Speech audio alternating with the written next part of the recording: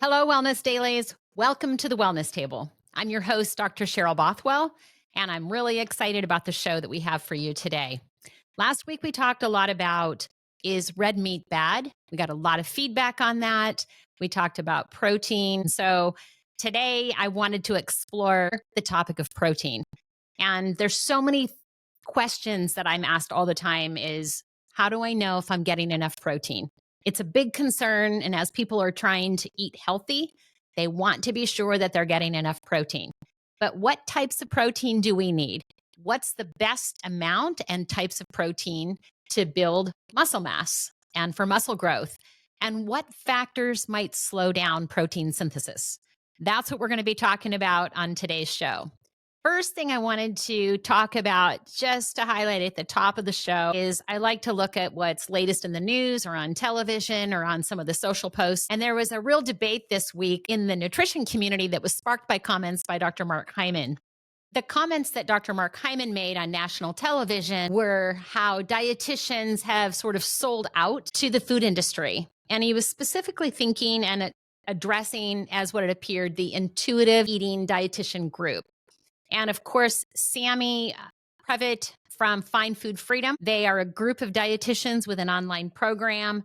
And she spoke back in a social media post and fighting back about, first of all, intuitive eating is not funded by food industry. That was her first point. And they're in no way saying that all foods are equal, that everybody can eat anything that they want. Their focus is rather on disordered eating, and food is not moral. So you're not bad if you eat quinoa, or I should say bad if you're eating donuts and good if you're eating quinoa. So she kind of hit back on that. And as I was listening to this debate as to the food industry and health professionals that are selling out, I do think we have those things happen in research. And I'm happy that Sammy spoke out and talked about intuitive eating and that it's really powerful in not focusing on good, bad food, but it's focused on, I would say, anti-dieting. And it's about making simple changes and not doing yo-yo dieting that we will talk even more about today as we're talking about protein and muscle mass, but yo-yo dieting that has a pattern of quick, easy, fast weight loss promises, these diets that we go on to lose weight very quickly. And then what we find is that we lose the weight and we lose a lot of our body composition in muscle. And what we're really wanting to do is lose it in fat. We want to be building muscle. And these types of diets are just looking at looking at the scale and what we weigh. So the intuitive dietitian group are concerned about disordered eating, which they see as a big problem for people's long-term health. And also the yo-yo dieting, where as we age, we're trying to maintain muscle mass. So now we go back to our normal way of eating if we are in a yo-yo diet pattern. And a lot of people with disordered eating tend to do this.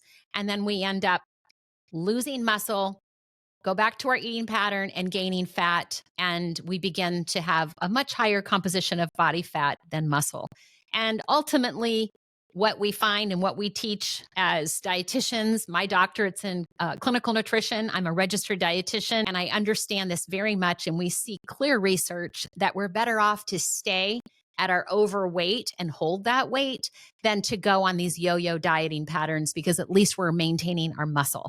So it's lots of debate here. And again, I was very much in the side of Sammy and the intuitive dietitian group in this, because I feel like they were attacked wrongly. But it reminded me of the tobacco wars. And I talked about those last week, like how long is it going to take for us to prove causation in processed meat and red meat? Is it bad? Or alcohol? Are these things, if the World Health Organization is calling them carcinogenic foods, then how long does it take through the research to move this to causation and to actually be taught in the front line in public health?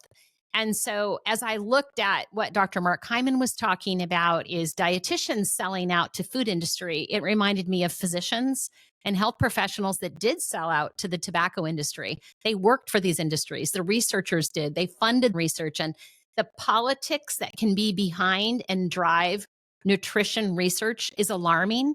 And I do think we have to be on red alert for all of that. So I understand where Dr. Mark Hyman's coming from on that. We don't want that to enter into the nutrition world. And if we see it, we want to fight it. So I do not think that intuitive eating dietitians think that all food is good. I think they do differentiate the difference in nutrients in broccoli, for instance, and eating, ice cream.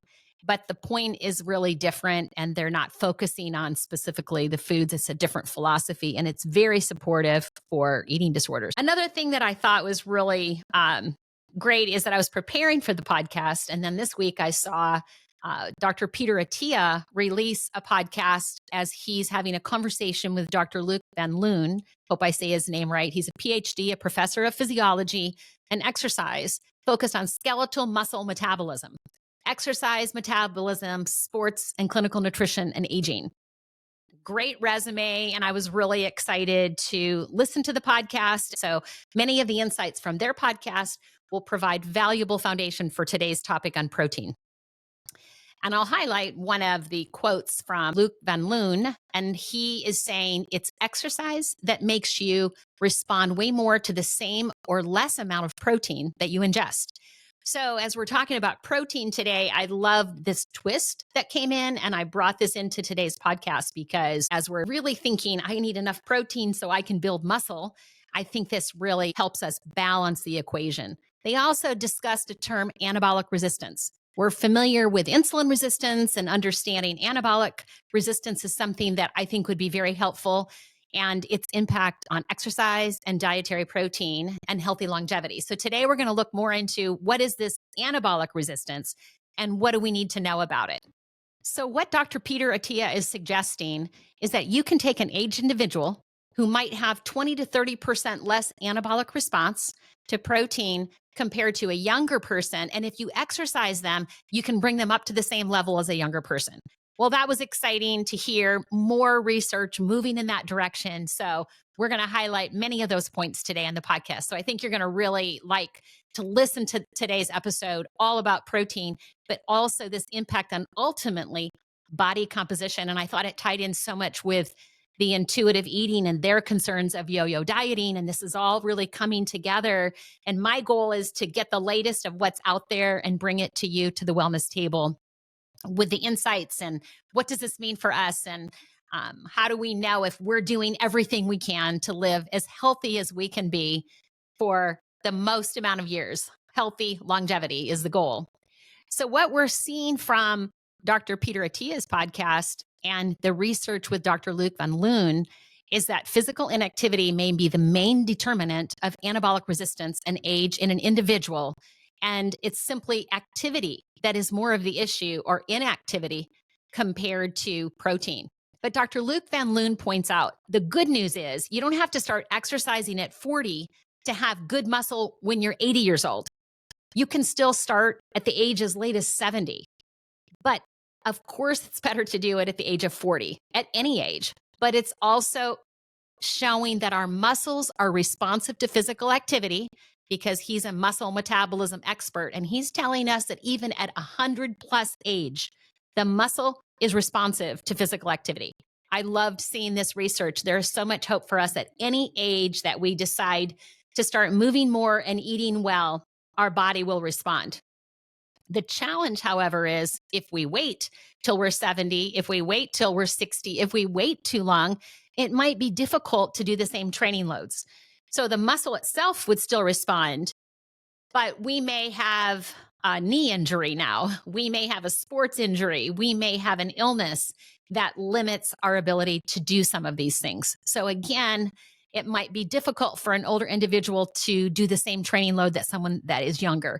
But if they could, the muscle would still be responsive. That's really the summary of it. So they summarize that aging and lower anabolic muscle building may be more related to being less active as we age versus an issue of decreased protein, muscle, anabolic activity. So we're going to sort of unravel all of this in today's podcast, remembering again that the muscle is responsive to exercise activity at any age, even at 100 plus, according to Dr. Luc Van Loon. So that gets us into today's topic. And I want to bring this all together. And I think we need to start by defining a few terms. We're used to the term insulin resistance, and this is when we have difficulty fueling the cell. And this is something that we're always talking about, balancing our blood sugar. So insulin resistance has been a very popular topic on the wellness table and with Dr. Cheryl Wellness and with my members and even my social posts at Dr. Cheryl Wellness on Instagram and my YouTube videos as well at the channel Dr. Cheryl Wellness. But I wanted to highlight today, let's make sure we understand. I like the topic of anabolic resistance. And this is defined by a blunted stimulation of muscle protein synthesis rates to common anabolic stimuli in the skeletal muscle tissue. So this is when it's stimulated, we get a blunted response. So we're not creating skeletal muscle from our dietary protein and from our exercise as efficiently as we were. And so this is very similar to when the cell isn't accepting fuel. So our cell is starving and it continues to tell the brain to keep eating, and yet our blood sugars are getting higher and higher. And if you don't have diabetes, you end up storing that excess blood sugar as fat. That's the efficient way to do it. And if you have diabetes, your blood sugar continues to rise. With this anabolic resistance, what we're seeing here is dietary protein intake and consumption and exercise doesn't have the same power that it once did in synthesizing muscle. So muscle protein synthesis, let's define that as well, because we're going to be talking about it today. Muscle protein synthesis is the metabolic process that describes the incorporation of amino acids into bound skeletal muscle protein. So let's dive into what protein really is. I want to make sure we're clear on all of these topics. And this was a podcast that I have prepared a while for, and I just thought it was super good for us to have a really good conversation about protein, what it is, how it works, and ultimately our goal is how do we build good muscle, which is ultimately the goal. Protein consists of amino acids, and these are the building blocks of both protein and our cells, and our tissues are mainly protein. So we're familiar with the macronutrients, carbohydrate, protein, and fat. These are the foods that we eat that have calories. And now we add ethanol to the list because it also brings calories to the table. When we talk about micronutrients, we're talking about vitamins and minerals that are calorie-free, but we need those. Phytonutrients, they are calorie-free. They come wrapped inside of the foods that we eat, and they're the bonus that we get. So today we're talking specifically more about protein and what makes up protein. And we'll cover all these macronutrients as we go along, but proteins are made up of amino acids. So I often look at the amino acids, if I'm just saying it in a simple way, these are like the letters of the alphabet. And we can make many, many words from the alphabet. So let's think about that with proteins. We have 20 amino acids. We have 26 letters in the alphabet. And so many, many words can be made up of these letters, and many, many proteins can be made up of these 20 amino acids. And again, 9 are essential. And essential meaning we cannot synthesize them in our body. Our body can't make them. The 9 essential amino acids, I'm going to list them really quick here just so we know them: histidine, isoleucine, leucine, lysine, methionine, phenylalanine, threonine, tryptophan, and valine. And they're not synthesized by mammals, humans, and therefore we need to eat them in our diet, and they're essential for our being healthy. So these are commonly called the essential amino acids. Arginine is sometimes considered an essential amino acid for young people, but generally not for adults. And I'm a big fan of arginine and its nitric oxide effects and its help with everything. But the non-essential means that your body can make these amino acids to some extent itself. So it doesn't mean that you want to separate, here's my proteins and I'm pulling out the essential and the non-essential. We're eating whole foods. And so our foods contain a combination of these proteins that have many combinations of amino acids. But what's important is that we're not, like I said, throwing out all the protein or starting to feed amino acids individually or supplementing. We want us to just recognize that protein sources deliver different packages of amino acids. So when we're looking at a healthy diet, we want to make sure we're getting that right healthy package of proteins with the right combination of amino acids. And one of the ways we do that is a variety of protein foods. I think that's super important for us to comment through this whole thing is that as we're trying to be sure that we're getting all of the amino acids we need, the essential amino acids, we're going to talk about branch chain amino acids, that we're getting a good variety of protein foods and we're not just limiting to a specific food that we eat all the time. So what's interesting, and these amino acids are more than building blocks to build tissue. They also are signaling molecules. So they directly stimulate muscle protein synthesis. So that's what we just defined is muscle protein synthesis is how we create muscle. And we need to stimulate that process, and amino acids do it. That's powerful. So the role of protein in building muscle is profound. And remember that these 20 amino acids essentially are like the alphabet for our types of protein in our body, and they're unique macronutrients. They contain 4 calories per gram of protein, and they contain a nitrogen. So an amino nitrogen accounts for about 16% of the weight of protein. None of the other macronutrients have nitrogen in them. That's the reason we will see the conflict between the problems with too much nitrogen or people that have kidney issues. If somebody has some type of deficient kidney function or limiting kidney function, I have personally found that limiting the amount of protein and maximizing the quality of protein and even shifting them to more plant-based protein has had a powerful effect on delaying and like preserving the kidneys or even delaying dialysis by several years. Once the kidneys start to decline, it's really tough. And even after dialysis, we have to be aware that it's hard for the kidneys to clear this nitrogen. So as we're talking about this, we get excited because amino acids are building muscle. So we just want to eat. We want more and more and more of that. And there's another side to it as well. And we're going to talk about that today. As we begin to look at how much protein do we need, we start to look at nitrogen balance. And that's historically how we have determined how much protein does someone need, because we began to look at how much do we need to replenish. So nitrogen balance is a thing that we'll talk about more. So proteins and other nitrogenous compounds are being degraded and resynthesized continuously by our body. So several times more protein is turned over daily within the body. So we're essentially recycling, and you're going to hear that today. And I really liked how our researcher, Dr. Loon, talks about how our body is sustainable and how we do reprocess and very efficiently reutilize many of the amino acids, but it's not completely efficient. And many of these amino acids are lost, which is why we need to have a source of dietary protein every day with these amino acids. Dr. Luc Van Loon says that we're synthesizing about 300 grams of protein on a daily basis. So your body is making about 300 grams of protein daily. So most of you or most individuals are consuming, say, 70 to 100 grams of protein a day. And so that means on a 24-hour basis, you're recycling between 200 and 230 grams of protein of amino acids from your own body, recycling the amino acids. Those includes tissue, hormones, enzymes, blood proteins, everything all together.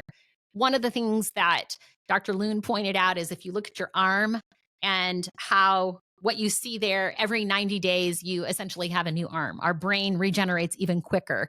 And so a lot of this is where this pool of amino acids, we don't just discard the amino acids, they're retained and recycled in our body.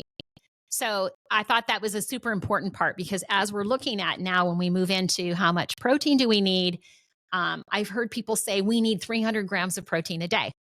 And yes, our body does need that, but I think it's important to point out this recycling and sustainability of the amino acids that are already within our body, and how our body is constantly rebuilding and how our body is very sustainable. So I really love that. So we can consume food to provide these building block amino acids from our dietary protein, but let's don't forget that we're constantly using amino acids that are being released from the breakdown of tissue, and then you get to use them again. And this is some great evidence showing us that we do not need to eat 300 grams of dietary protein every single day. It's also important to note that protein metabolism differs between the activity of an individual. So if you're an athlete and you're doing endurance training and you're getting ready for marathons, or you're doing strength and resistance training on a regular basis, or even if you're moderately active, your protein needs will change versus someone that is not training and sedentary. We look at enhanced athletic performance. Athletes commonly use branched chain amino acids. They are leucine, isoleucine, and valine to improve their performance. And these amino acids can be metabolized in the muscle to provide extra energy during exercise.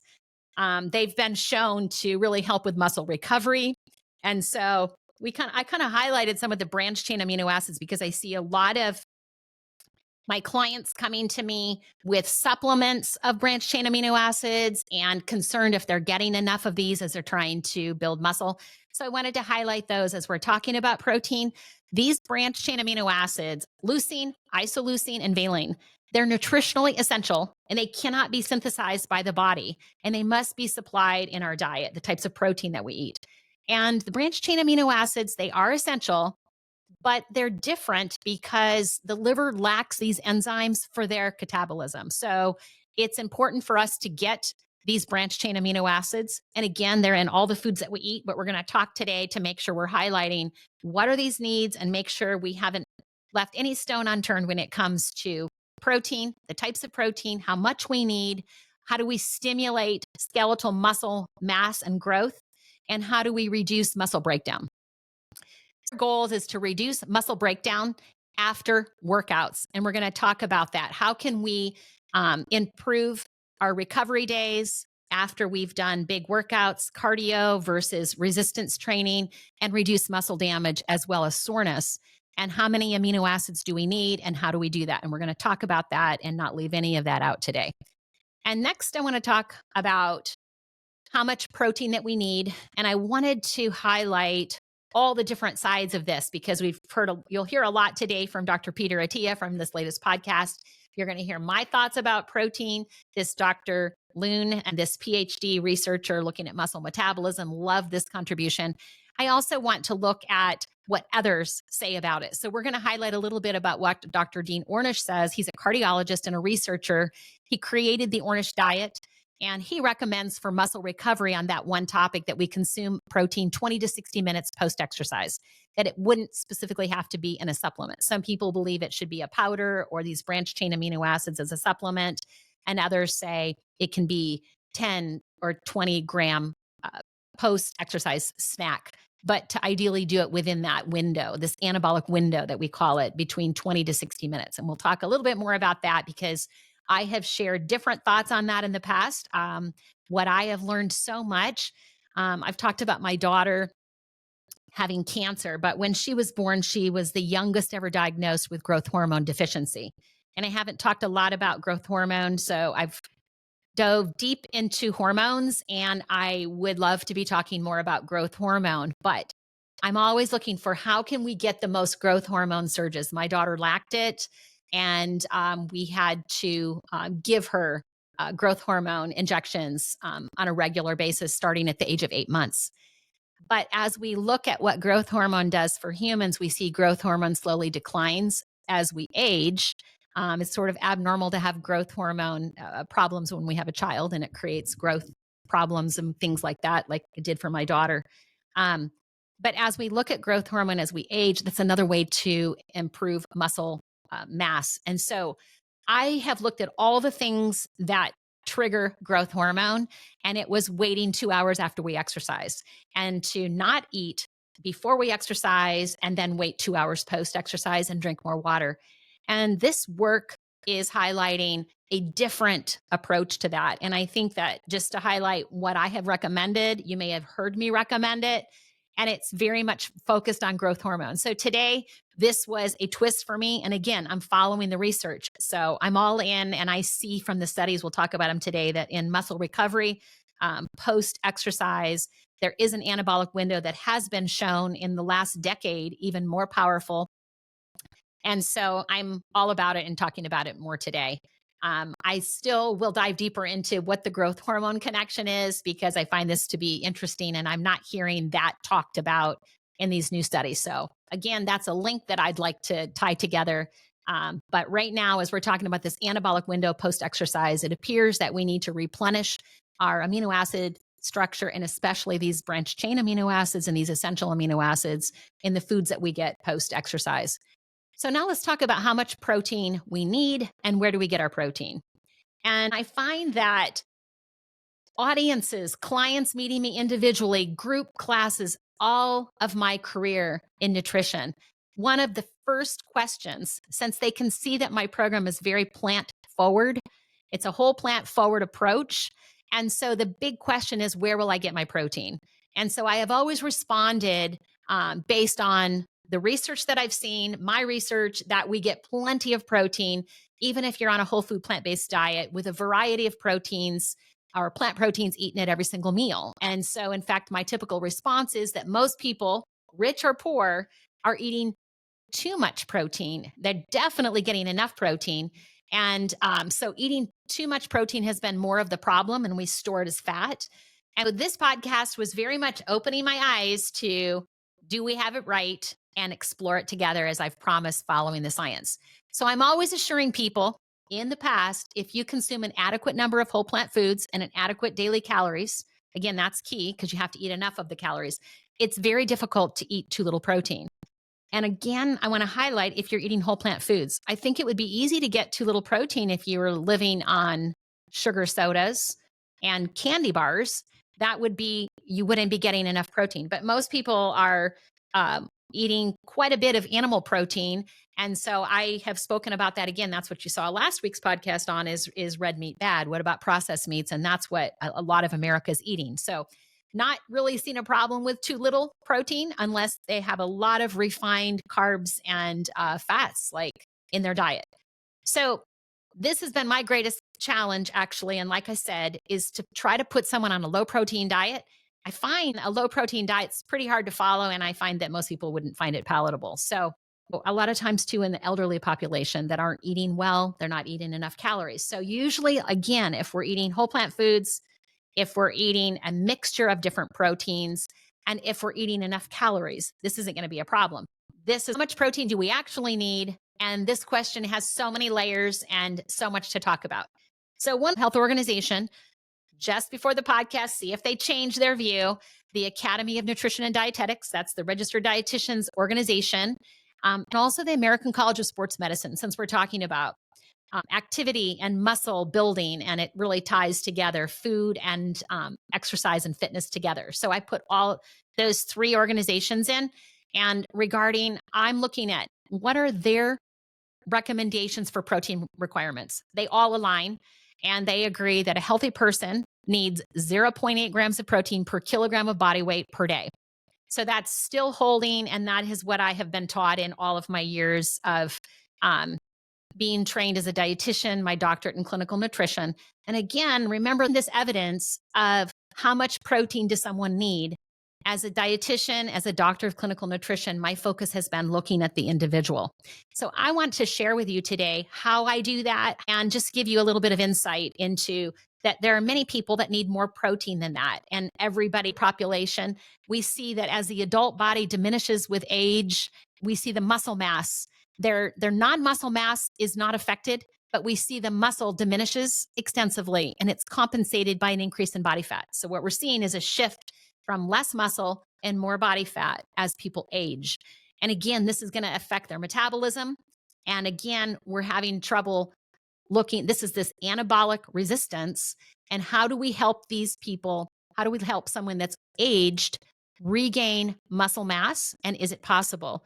And how do we stop this whole body protein turnover? And it's really kind of a catabolic state that we see that really picks up in the 70s and 80s. And so this is something that we're always wanting to be aware of. And so we recommend a higher protein, like 1 gram of protein per kilogram of body weight as someone begins to age, or if we see body composition like this, and we'll even go higher. But I also wanted to just look at, what do other experts say about this? My expertise is nutrition. I'm a doctor of clinical nutrition. I'm a registered dietitian. I say that in each podcast, but I'm doing this to assure you that I'm fully trained in this. And again, still following the science. But I like to see what other physicians say, and what other dietitians say, and what other organizations say.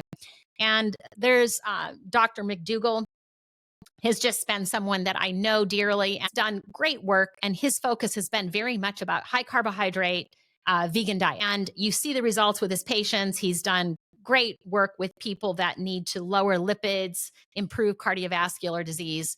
And so also Dr. Michael Greger. And they don't feel that we need more and more protein. They even feel, like Dr. McDougall has said, zero 0.6 to even zero 0.5 grams of protein per kilogram of body weight is all the protein that we need, and that zero 0.8 is a reserve, that's just to make sure that we're digesting it all and absorbing it all, and that's the higher amount. I wanted to see also what Dr. Dean Ornish said. He's a world-renowned cardiologist. He's a researcher. He's created the Ornish diet. He's done a lot of amazing work that's highly respected. And his diet is a vegetarian diet. It's low in fat. It's low in refined sugars and refined grains. It's also low in animal product. In fact, it's proteins, low in animal proteins, and very high in fiber, because the focus is it's essentially a vegetarian diet. And he recommends exercising daily. So this is a whole food plant-based diet, and his ratio is 10% fat, 20% protein, and 70% carbohydrate diet.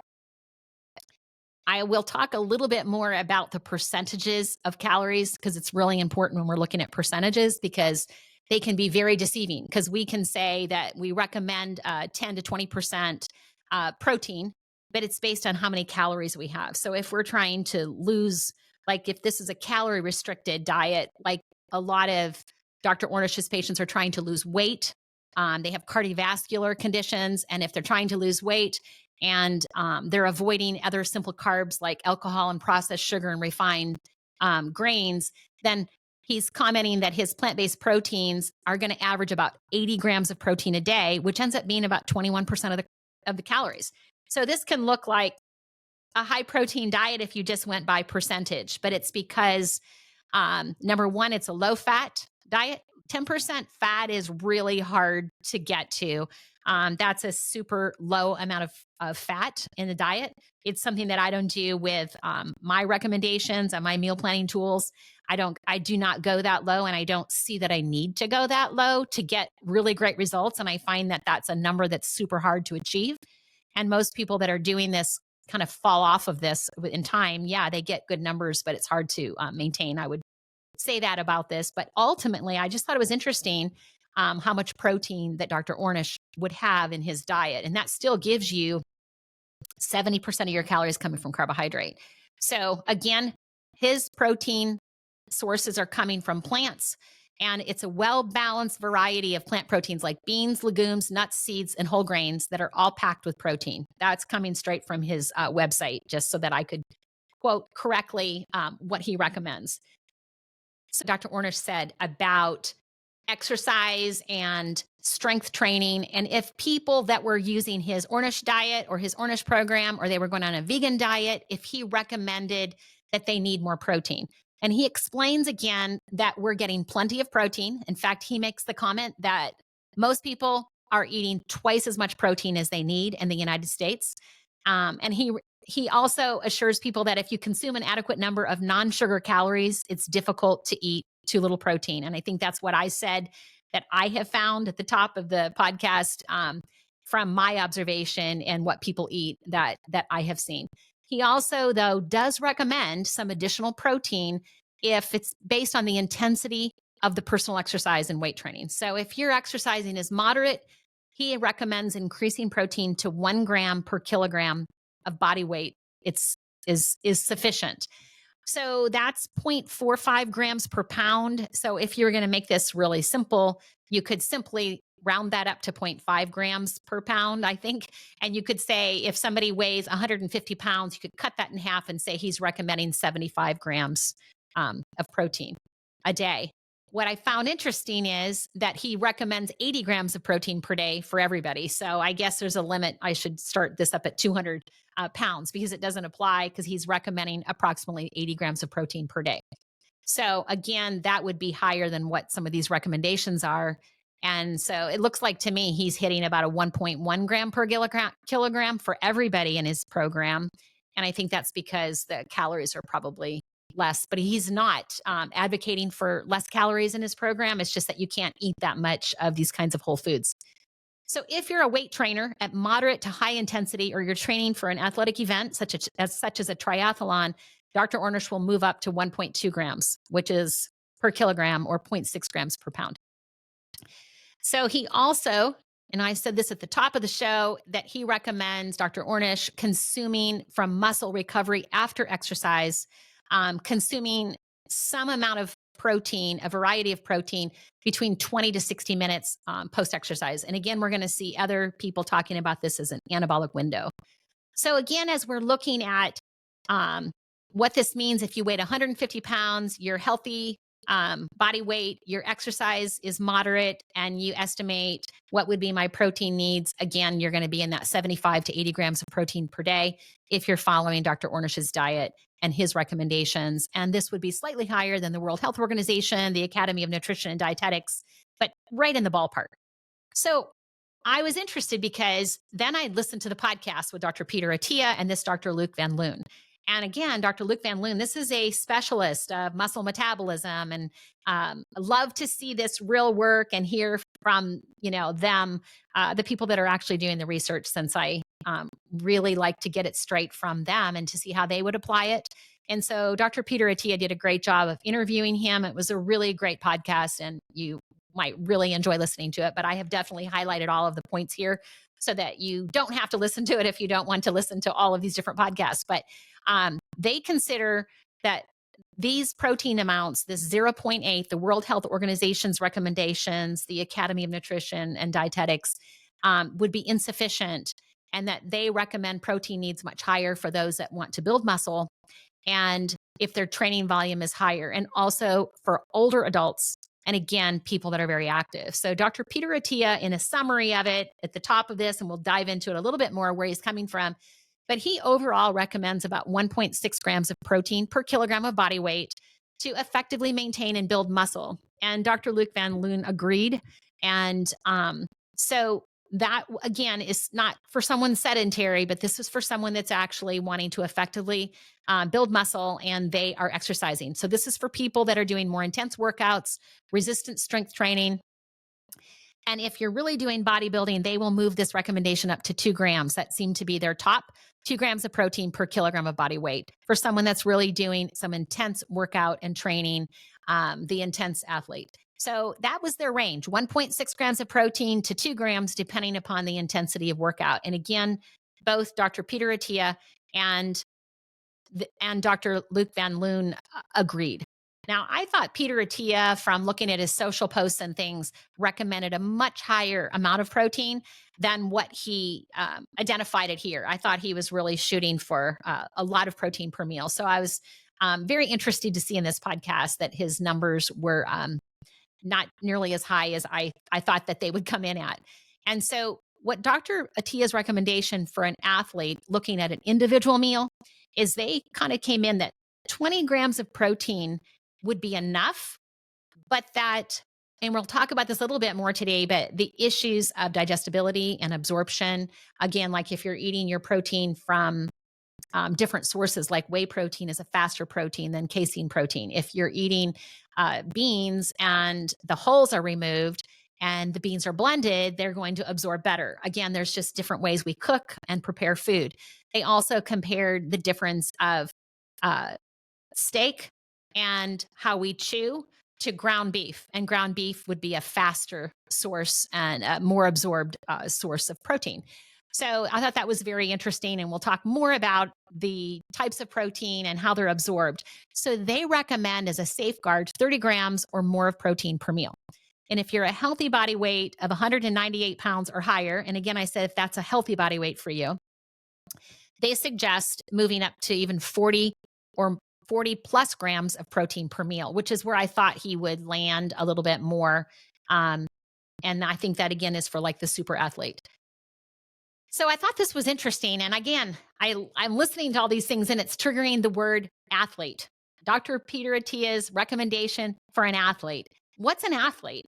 So like when I look at my 20-point diet and wellness score, I'm recommending exercising daily. I'm recommending 7 to 10,000 steps each day, HIIT training, 3 days a week, resistance and strength training, stretching, breathing exercises, all of these different things. Would that identify as an athlete in their term? And I thought that was also something that Sometimes we can just throw terms around because to me, I think of an athlete as a professional athlete and I never think of an individual. So really there's the recreational athlete, maybe we call it.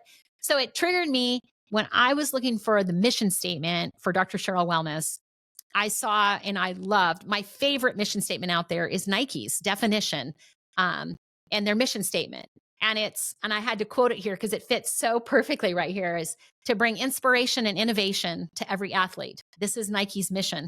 And then they have this footnote. So after athlete, it says to bring inspiration and innovation to every athlete with an asterisk. And then it's, I have to finish it. So to bring inspiration and innovation to every athlete in the world. And there's an asterisk after athlete. And then in the footnote, it says, if you have a body, you are an athlete. And I just thought, wow, that was like so inspiring. Like, if you have a body, you're an athlete. And I was like, that really works perfect for today because I love that mission statement. It gives you hope. And it's like all the time we're thinking about how do we have hope? So just today, we've seen that our muscles will respond to activity and build more muscle by movement at any age, even 100 plus, no matter how old we start, the muscle will respond. Sometimes there's other limitations. And then also to look at, hey, everybody that has a body is an athlete. So there's hope for all of us. And I love this definition. And so if we're following our fitness guidelines with Dr. Cheryl Wellness, if we're following the guidelines of walking every single day, you're doing some cardio training and resistance training every day and strength and and flexibility as we're doing our stretches and our warm-ups, then we can call ourselves an athlete according to Nike. So I say at Dr. Cheryl Wellness, everybody is an athlete.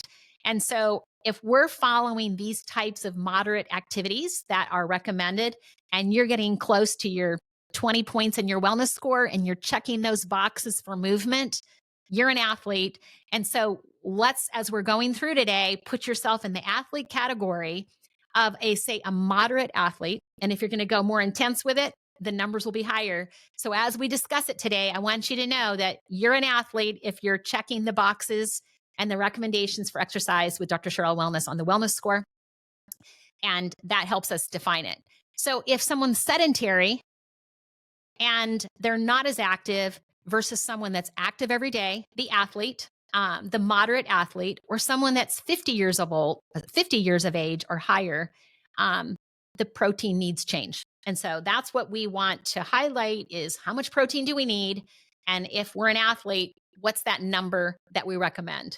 So again, I would say that Peter Attia is saying up to 1.6 grams per kilogram. I look at Dr. Ornish saying maybe 1 to 1.2 grams of protein per kilogram of body weight. And again, I would highlight that if you're an athlete, if you're hitting these numbers, and also we want to fuel and feed our ideal body weight. So if you're 50 pounds overweight, look at what your ideal body weight sort of in that area. If you feel like I'm 20 pounds overweight and that's a realistic number, I don't worry about 20 pounds. But if somebody's 50 or 100 pounds overweight, I would again look at my protein needs based on closer to an ideal body weight. So again, let's look at some of the exceptions. If you're an athlete, your recommendations are higher. Muscle mass is built when the net protein balance is positive. So muscle protein synthesis exceeds muscle protein breakdown. That's the only way we're going to build muscle. So if we're trying to build muscle while we're losing weight, that's always that's the tough part. And that's what I found with the Take 10 program. We did 10 days, 30 meals, and I wanted to build muscle mass and I wanted to prove it could be done in my research, lose body fat, and start this process as well as losing total body weight. Because if people didn't lose weight, it's amazing. If they gained 0.9 to a pound of muscle, and we were getting this even in females, which are tougher to build muscle mass without that testosterone, and especially somebody over the age of 50. And we might build a half a pound to a pound of muscle mass, and they dropped a pound of body fat, and their weight stayed the same. They were upset. And I just had to continue to re-educate that that's huge in improving your metabolism and in changing your body composition is we want to be more muscle, less fat, and less worried about the total what the scale says. If we stay on that pattern, we will begin to align with an ideal body weight, with a healthy body weight. But we have to start with building muscle. That's the key. And so I find that when people go on a calorie restrictive diet, and again, this is what the intuitive eating dietitians are talking about, this yo-yo dieting, they're anti-diet because it's about muscle breakdown. We go on these restrictive diets, we don't get enough protein, and we break down our muscle, and we are not stimulating enough of we're not building muscle mass. We're breaking down muscle mass by trying to drop the scale, whether it's from muscle or whether it's from fat. Our goal here is to be at an ideal body weight and have healthy muscle mass and a lower amount of body fat. That's how we're going to feel our best. That's how we're going to have our best energy. That's where metabolism is optimal. So that's our goal. And again, that fine line between finding that, and that's what I'm all about here. That's what we're here at the Wellness Table to talk about each week. And how do we find that fine line? So research shows that muscle protein turnover is the greatest after a workout, and that increases our protein needs. So that's why somebody that's exercising regularly is going to have increased protein needs, because there's more muscle protein turnover. Everybody has muscle protein turnover. Like we said, every 90 days, as Dr. Loon says, we have a new arm. Even if you're not exercising, our body's naturally regenerating. But when we're exercising, we're living our optimal, and it's even greater. So muscle mass increases over time. And when we do resistance exercise, it's the most. So weightlifting, body weight exercises, it adds to more of the protein needs. Then also we talk about age, 50 years of age, we need to increase protein in our diets to at least 1 gram of protein per kilogram of ideal body weight to maintain muscle mass. And again, this is because we start to become anabolically resistant, and especially if we're more sedentary. So activity can help change that. So this is where Dr. Peter Attia in the podcast with Dr. Luc Van Loon recommended to increase muscle mass for a person that lifts weights regularly or if they're training or running or a cycling event, is to eat on average. They were in the range of 1.2 to 1.7. And that ends up being 0.5 to 0.8 grams per pound of body weight. So that's where they landed, and their recommendations for a lot of the more elite athletes, should we say. So they're typically pushing their ideal rounding off for anybody that I would say is the moderate athlete that I would describe if you're hitting 20 points on the wellness score and you're not preparing for an event, but you're doing this as part of your wellness routine. You're exercising daily, you're staying active, you're doing resistance training, you're doing the cardio, is getting closer to that 1.6 grams of protein per kilogram is what Peter Attia would say. And I would be comfortable with the 1.2 to 1.5, somewhere in that range. And I believe that Dr. Ornish would be as well. But I'm open to this 1.6 and to see where that leads. And I think that many times for many of my patients, I had to get that high to get some good results. So super open to exploring that number. And I wouldn't be concerned about somebody having too much protein at 1.6 grams of protein per kilogram per day if they are regularly exercising and especially doing resistance training. And again, for high elite athletes with really wanting to build muscle, the 2 grams per day was sort of the top. And I want to point that out, that if somebody has medical condition like cancer, head trauma, burn, we get up into even 2.5 grams per kilogram, and different sicknesses is very different. I'm just talking about a healthy individual and based on activity here as I'm looking at these protein. We're not getting into specific health conditions that I might see in a hospital setting or a very intubated patient that has had a brain injury, for instance. It just seemed like no matter what we did, they were catabolic and we were losing muscle mass no matter how much protein I was giving them. And those are some of the challenges with some of those kinds of head injuries, because the brain regenerates very quick. And I found that to be super challenging. The other thing I wondered is, what did Dr. Luc Van Loon talk about and recommend for how much protein to eat per meal? And again, they came in at the 20 grams of protein, but they increased the recommendation to 30 because of the issues of digestibility and absorption.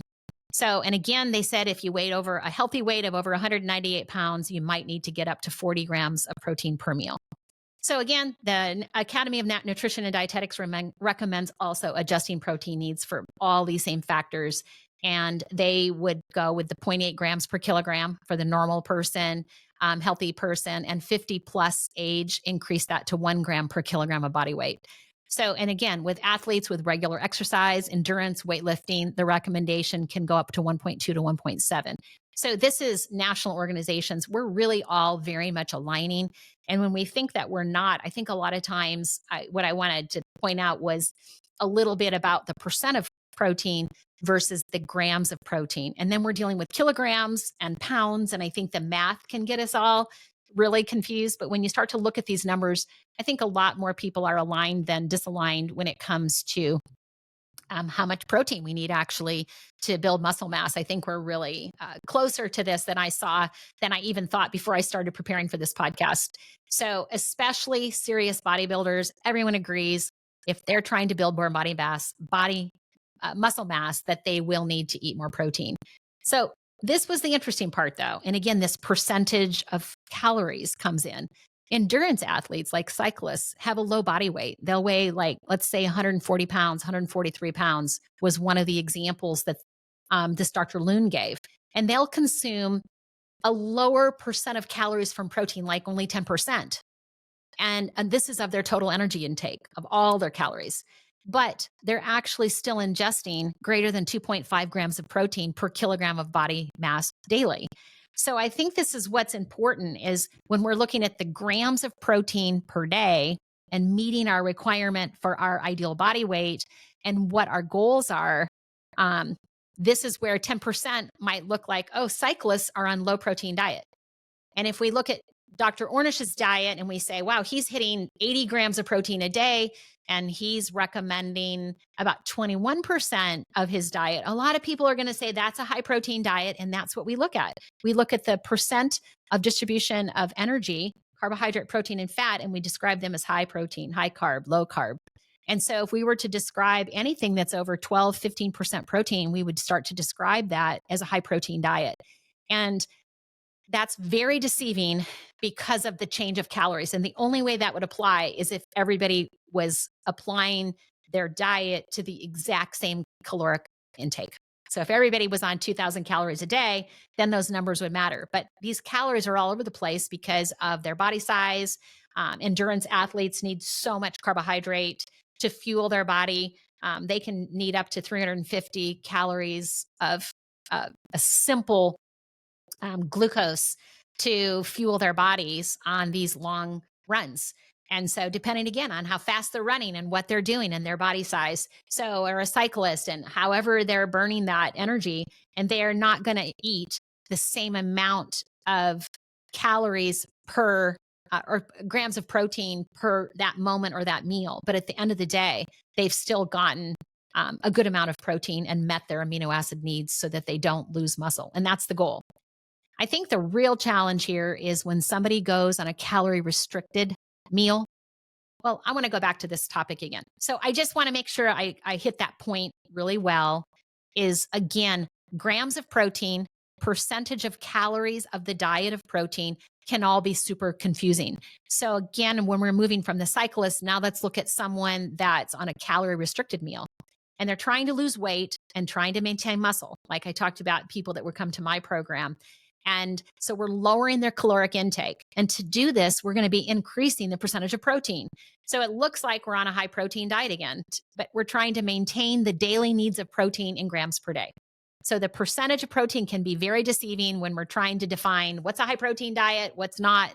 And here we're just going to really focus on how much protein do we need each day in grams. We're not going to be hitting the percent because I think it's more accurate to look at how many grams of protein we need per day. And again, I don't want you to be counting grams of protein at every single meal. I just want you to have a pretty good idea of it. When we're done with the podcast, my goal is that you will know what you can eat and how much you can eat of it to make sure that you're getting all of these needs. And again, I already highlighted that some of the illnesses like head injury, burn victims, cancer patients, people that are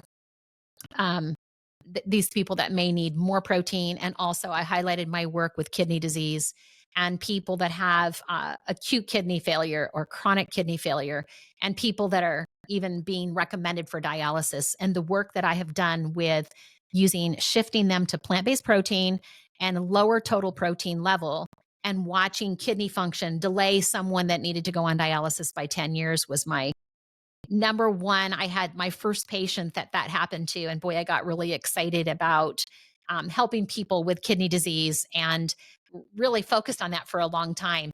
And I think that's super important because our kidneys are needed to clear this nitrogen and urea, this excess protein that's unique to the macronutrient protein. So when we have reduced kidney function, the kidneys struggle to clear the body. And so we have to start pulling back on protein. And carbohydrates and fats don't do the same thing to the kidneys. So we tend to favor more protein and, more carbohydrates and fats for somebody that's has kidney disease. So my thoughts on total grams of protein daily and the total protein per meal. I totally see the need for protein for specific conditions, unique for each person, again, based on their activity level, age, illness, and limitations. Again, I've rarely seen protein deficient in a healthy population, but I have seen low albumin used as a biomarker, which is a biomarker of low protein. Dietary intake, we can see this in the elderly population. And again, we don't see low protein, particularly in people in the United States, if they're eating the calories that they need. We're going to see it in somebody that isn't eating the calories that they need. Somebody anorexic, and even elderly can become very anorexic as they age. They lose their appetite. And so we see that we have to be watching albumin levels. So we can see that when we add more dietary protein, we can watch albumin, the transalbumin that changes quicker in blood levels, these biomarkers, to see that, yes, we are improving. The dietary protein is making a difference. And it really helps people with wound healing. I mean, it starts to become a whole problem with third spacing and all kinds of issues if our albumin begins to get low. So these are markers of protein malnutrition. And these are the other extremes. I'm not highlighting those today because I really want to talk mostly about, building muscle and healthy optimal aging.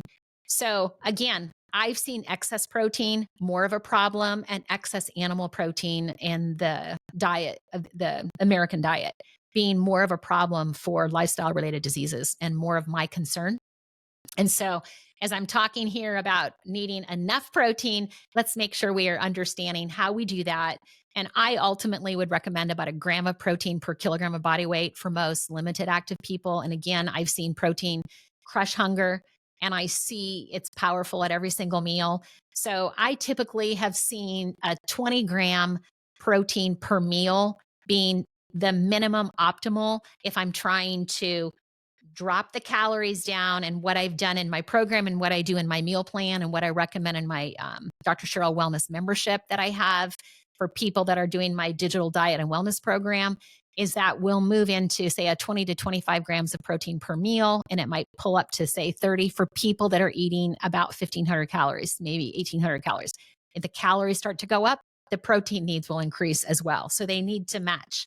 And so if somebody's hitting 2,000, 2,400 calories a day, I may increase the protein up to 30 grams of a recommendation, especially if they're the moderate athlete, like we're talking about in the Dr. Cheryl Wellness program and hitting those points of activity. So I just think it's really important, 20 grams at least per meal, combining this with a variety of proteins, digestible proteins, absorbed protein, and also combining that with exercise. And so I think and making sure we're getting a variety of these proteins and combining with healthy plant fat.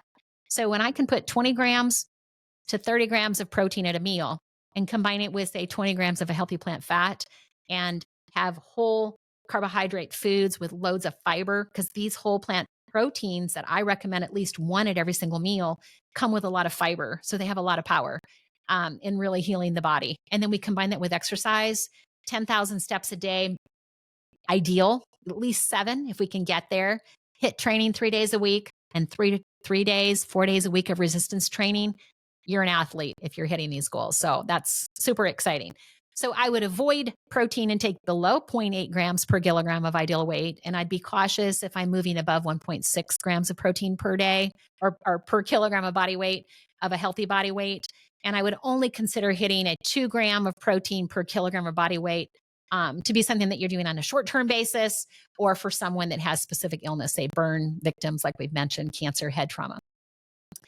So now I want to highlight, how can we eat to optimize muscle protein synthesis, especially for building muscle and maintaining this over the life cycle, combined with regular resistance training. So what does that look like? What do these foods look like, and amino acids that can trigger this activity? What type of proteins are they? And again, it's not just the amount of protein that matters that we talked about last week for fats and carbohydrates, but it's also the type and the quality. So let's start with complete protein, because that's always an issue, that animal proteins are complete proteins. And what that means is they include all the amino acids, and they also include the essential amino acids. So animal proteins like meat, dairy, and eggs are considered complete proteins because they contain all the essential amino acids. Eggs, they're like the gold standard for having all of the essential amino acids. So when we're talking about what's a quality protein, it's getting compared to an egg. Now, that can be a challenge depending upon your belief or where you stand. Should that be the gold standard? And that is questioned by many people. Plant-based proteins can be equally effective, especially when they're from different sources and they're combined to ensure that you have a full amino acid profile, and that they're digestible, and that they're cooked right, and things like that. And again, we'll talk about that. But I just think that I want to highlight one thing, is that I think our fundamental beliefs as researchers, clinicians, um, our professors really impact our recommendations and some of the conflict in nutrition advice. And I'm going to say this just hesitantly, but I really believe it. So I've got to say it here, is that where we believe we came from, if we believe we evolved and we were once a hunter-gatherer, versus if we believe in a biblical model of creation, I think this has a lot more to do with the heart of this debate, and one that I will dedicate a future podcast to. But if you believe that you were a hunter-gatherer and we were eating all of these animal foods, then that's going to be what you see that your body does best. And I believe that influences the egg being the gold standard for what the amino acid profile and structure should be for a protein. And I don't think that we even are open to exploring, is that actually true? Or should it be a bean? Or should it be a nut? And so I think some of this is, what is our belief on our fundamental belief? And I do think it impacts science and it impacts nutrition. And that's just a reality that I have seen across the board. I'm not going to highlight any more of that. I'm just going to put that out there, and you can think about that a little bit more. So let's go back to proteins and what we should consume to best stimulate this muscle growth. So what we've learned now is that amino acids are the building blocks of protein. We have 20 of them. We have 9 essential amino acids, and we have these branch chain amino acids, and they stimulate the building of protein in muscle and possibly reduce muscle breakdown. There's a trio. This is a trio of amino acids. They're called the branch chain amino acids. And again, we mentioned them earlier: leucine, isoleucine, and valine. And they've been shown to have a unique ability to stimulate the building of muscle, the building of protein, I should say, in muscle, and possibly reduce muscle breakdown. They also have been shown to improve the time to exhaustion during a workout. So they allow you to work out longer. That means your ability to work out and build muscle improves. That's a big deal. They increase mental focus while you're working out. They decrease body fat percentage. And that was our goal, right? To increase muscle mass and decrease body fat. They also help us gain lean muscle. That's that muscle that without a lot of body fat, especially on a lower calorie eating plan. So these are all great things that we're seeing in branch chain amino acids, these 3 trio of amino acids. They aid in exercise recovery in 2 ways. They've been shown to aid in the recovery from exercise with respect to stimulating protein synthesis. But this is the biggie. I love pointing this out to people and the power of them, but they also aid in replacing our muscle glycogen storage. This is the primary fuel for our muscles in exercise, and this is how we store the fuel, the glucose, in our muscles, and that's how we train. It's how much glucose. The more we train, our body stores glucose in the form of glycogen, so that it's in our muscles, it's in our skeletal muscles, it's in our liver, and it allows us to do these types of, to have, let's just say, more ability to train and to exercise without fatigue. It delays fatigue. So if we're looking at branched chain amino acids, they're stimulating protein synthesis, muscle protein synthesis. So that means they're taking protein and stimulating those amino acids to build into skeletal muscle. And they're also helping our body replace that glycogen storage. Very, very powerful. So I like to highlight the branched chain amino acids. And they're also looking at that leucine is truly the powerhouse of these three, of this trio for muscle growth. I'm just learning more and more about how this is a very popular leucine. It's a big deal, this 2-1-1 ratio. I'm seeing this with protein powders that everybody's looking at branched chain amino acids with a ratio of 2-1-1, and 2 is doubling the amount. So you have 2 parts of leucine to 1 part of isoleucine and 1 part of valine. And this is supposed to be the ideal recommendation. I have not studied that ratio in detail. I have not seen it, but it's just everywhere that I'm seeing in muscle recovery. And so I wanted to highlight it here today because I thought we needed to talk a little bit about branched chain amino acids since there's so much great work that we're seeing with them. And I've seen them so powerful for healing and all of the other things. But as we're looking at this ratio, I think it's just important for us to realize that these are, again, amino acids, and we want to make sure that we're getting these amino acids in food sources. And can we get them in food sources, or do we need to supplement? And so, again, I think it depends on if you're eating enough calories. If you're not eating enough calories, many times it's hard to get in a variety of protein foods. It might be hard to do this. Or if you're trying to restrict for a calorie restricted diet, or you have an illness, then there may be a need for supplementing these branched chain amino acids in, say, a supplement or a powder form. But I'm always concerned about the sources of those amino acids, and that can be very concerning as well. So I love to say, let's try to get our amino acids, our proteins from food sources, ideally. And that's always our goal. Let's eat the calories that we need, and let's find that perfect mix for our body of how many calories we need, how much protein we need. Are we getting the right amino acids? And are we being active? And finding that perfect dance and rhythm is really you being as healthy as you can be. And so that's what I'm all about. That's my life work. And you're going to fit right into the wellness table if you enjoy that same conversation, because that's what we'll be talking about all the time. So leucine rich foods are found in eggs, whey proteins in dairy, dairy products, seeds, oats, legumes like soy and grains, get grains like soy and grain. So let me start over with that. Leucine rich foods are eggs, whey protein that we see in dairy, seeds, oats, legumes like soybeans, and grains like quinoa, and also spirulina. So these are foods that will help stimulate muscle protein synthesis. They're whole foods, and they're vital for processing muscle health. So we can have a good, healthy muscle mass throughout our lifetime. So the food sources of these branched chain amino acids, which are also the 9 essential amino acids that have all of those, are leucine, isoleucine, and valine.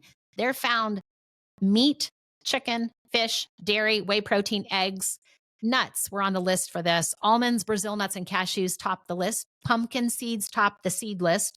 Legumes, soybeans at the top, which would mean soybeans, soy milk, edamame, which is the premature soybean in a pod. You can get it not in the pod. I buy that frozen. And again, I like non-genetically modified organic soybean. And I wouldn't focus as much on the isolated soy protein powders. I like these whole foods. Tofu is more refined form. It's like the cottage cheese of soybeans.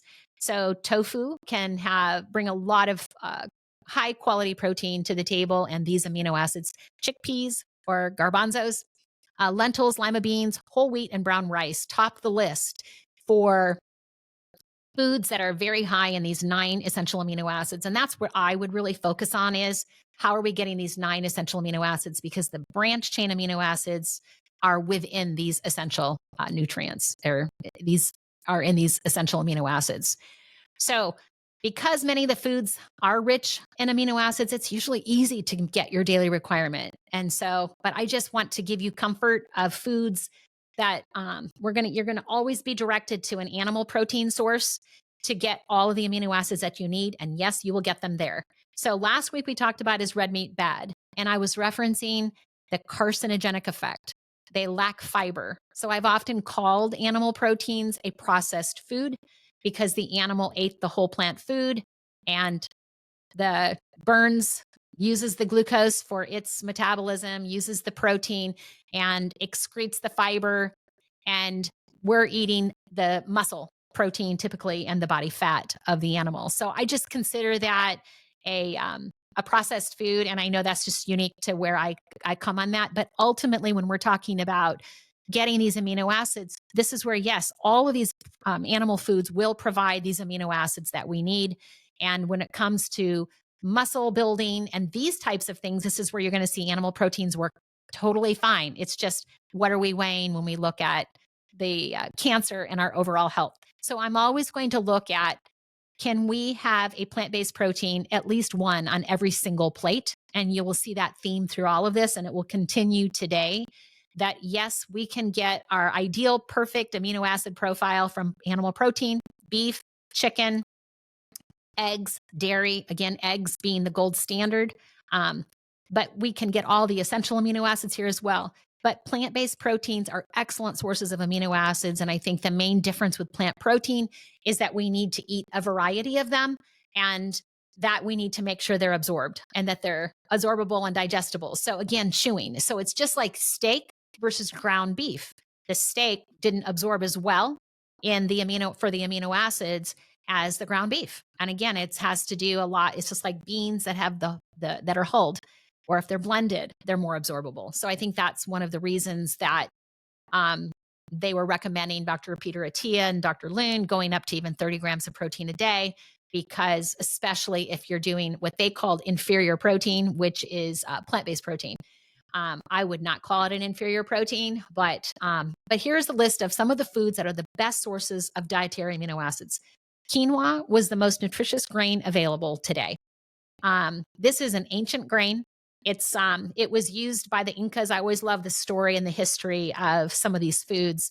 But for a time, and I looked up the research on this, only the warriors were allowed to eat quinoa. The common person, it was kept from them, because at that time, whoever had the best nutrition and the most endurance, those are the warriors that won the war. So quinoa was a part of the war room strategy, was giving the warriors quinoa. So I always found that to be very interesting, that the Incas saw quinoa as a power food.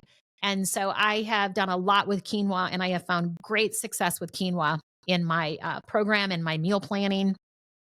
Even with rice, I will mix half quinoa and half rice.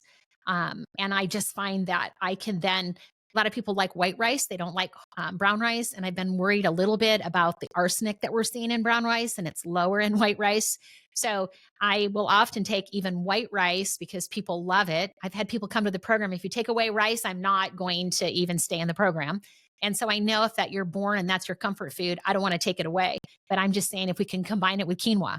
So quinoa is a way to just, if you get a golden quinoa, you can just pop up these great nutrients and combine it with, even if you're wanting to eat white rice. So I've done a lot of fun things with combining these two foods.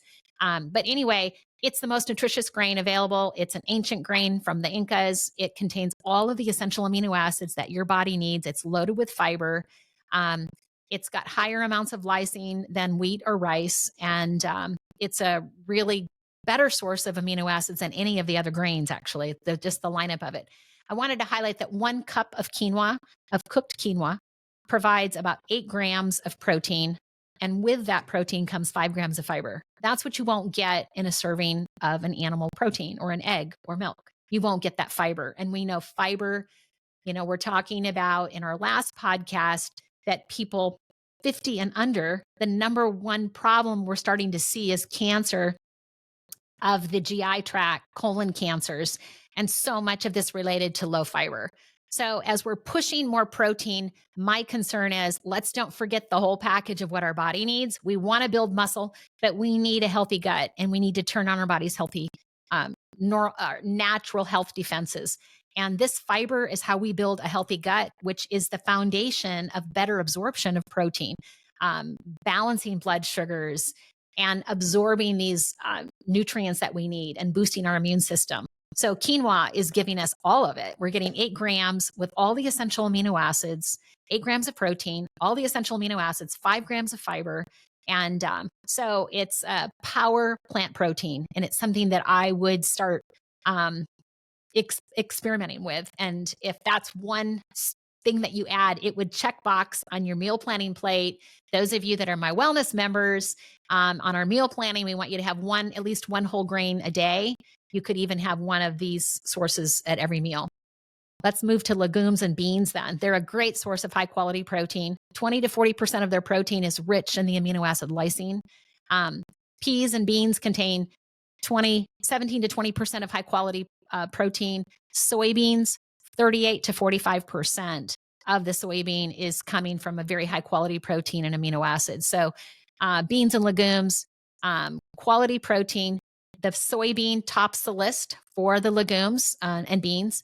It's got a very high composition and protein that's very close to animal protein. It represents an animal protein profile with exogenous amino acids. These are the essential amino acids coming from the soybean. So it's one of the most nutritious legumes. Soy is one of the most nutritious legumes that is available today. Again, we're getting all the essential amino acids, but we're also getting a great source of fiber. So this is another powerhouse plant-based protein that is going to be great to be on your plate. So they're one of the only vegetable foods that contains all of the 9 essential amino acids. We said quinoa as well, and it's considered a complete plant protein. And nutrition quality of protein in legumes and primarily in soybeans, it's a super high composition of protein with the nutrition quality of proteins that we might see close to that in animal protein. So that's super powerful. Soybeans now and quinoa, we're seeing 2 big hitter foods, and also chickpeas. We're going to see some of those others in there as well. But they're also a good source of fiber, iron, calcium, zinc, these micronutrients, B vitamins. So eating soy protein in place of an animal protein has been found to also reduce cholesterol and triglycerides, which are linked to heart disease. So now we've got the fiber that protects our gut, boosts our immune system, protects us from cancer, dropping cholesterol levels. We've got fiber that is the only soluble fiber, the only natural way to remove cholesterol from the body. So soybeans coming up high on the list as well. I wanted to point out that they also can help reduce your risk of cancer, but alleviate menopause symptoms. So people that eat more soybeans have less menopause symptoms, less PMS symptoms as well. And that is that phytoestrogen effect. We'll have another podcast on that, but ultimately I am soybeans. Again, non-GMO, not isolated soy protein, whole soybeans. And I always choose organic. And I like edamame is probably where I get most of my soy. I use soy milk. I have a soy milk that is Eden soy that has 12 grams of protein per cup and an Eden soy, and I use that a lot of my cooking. But if you were just eating boiled soybeans, 1 cup of boiled soybeans contains 28 to 31 grams of protein. It varied. I found it to be 31 and 28. So I'm just giving you the range depending upon different sources. That's a lot of protein. So again, just soybeans would hit the mark of giving you quality protein every single meal, and over 10 grams of fiber come with this. So again, here we have this great source of fiber, all the amino acids that we need coming out of soybeans. So when you're wondering about plant proteins, here's some of the winners. We're getting all these amino acids, and we're going to be able to maintain muscle mass in eating these. So soybeans, soy milk. I am a fan of the Eden soy product very much, the unsweetened Eden soy. It's unflavored, unsweetened. It's 12 grams of protein per cup.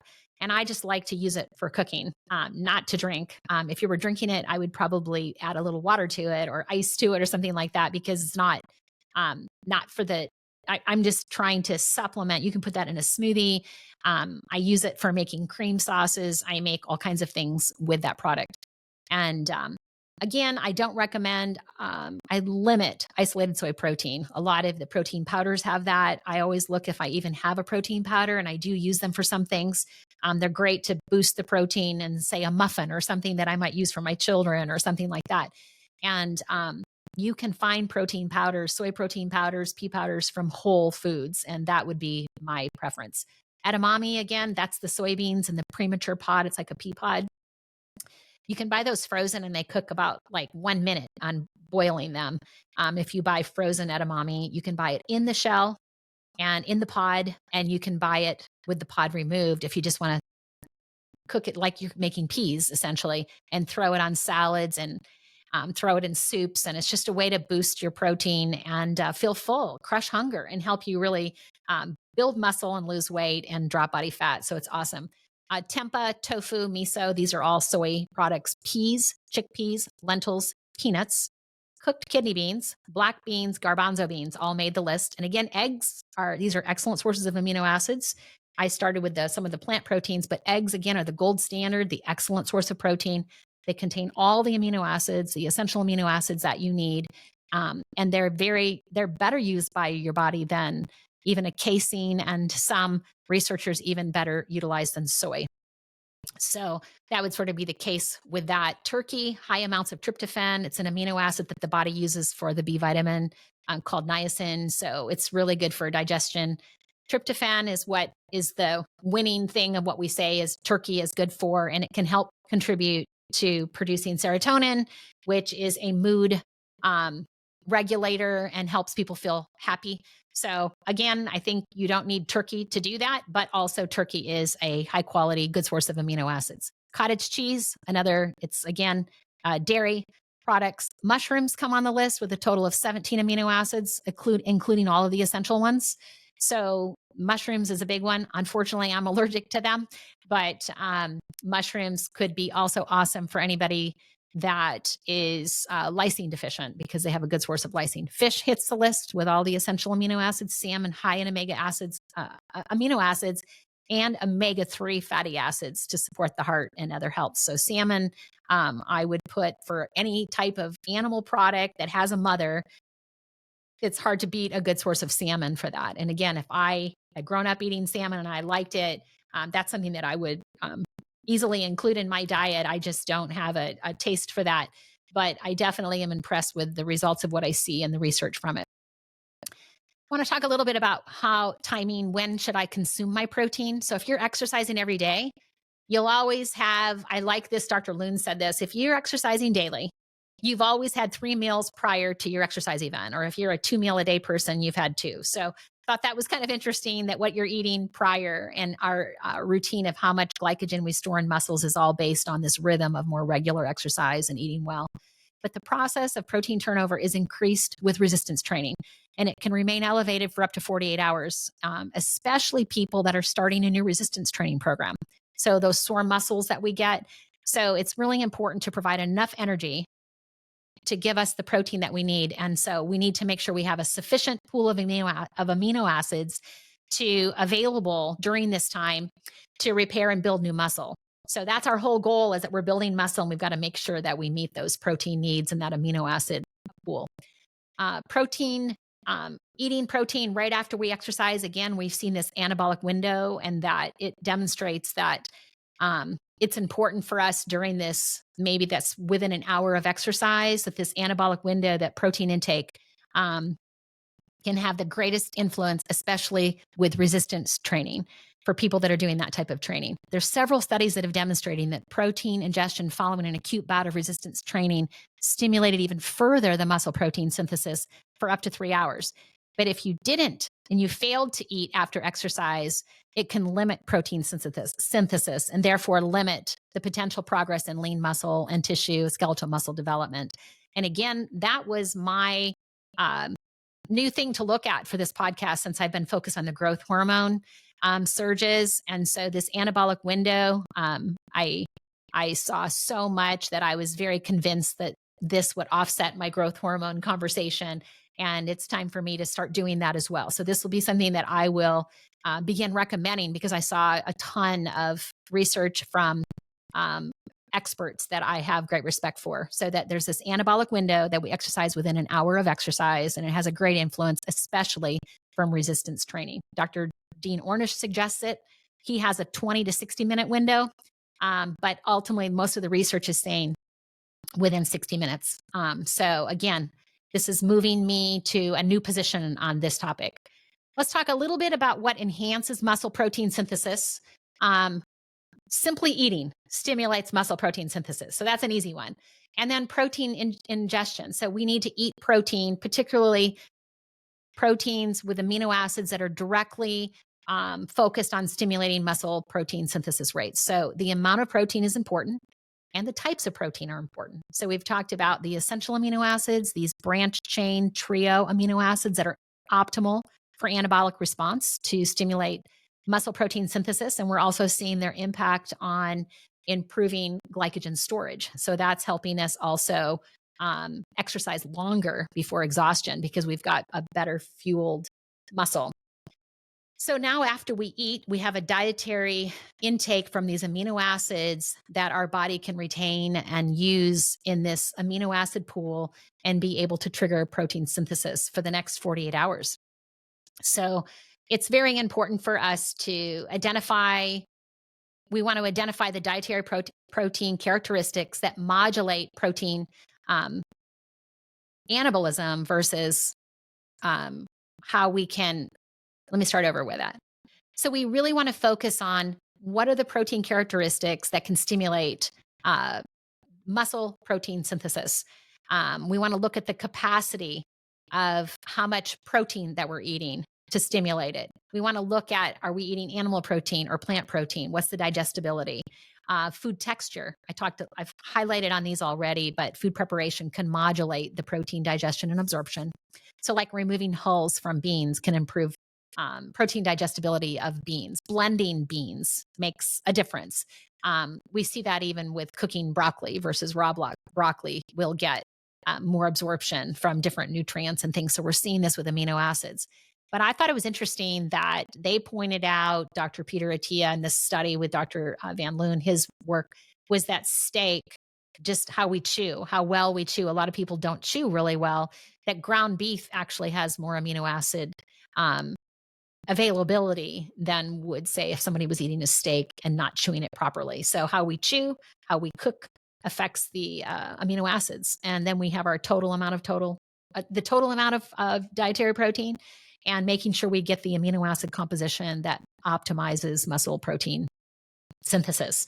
So now we're going to hit exercise. So exercise optimizes the anabolic response to amino acids, and inactivity has an impact on being anabolically resistant. So there's that word, being anabolically resistant, which means we've eaten the dietary the proteins that we need, the amino acids, and we're not converting it efficiently into skeletal muscle.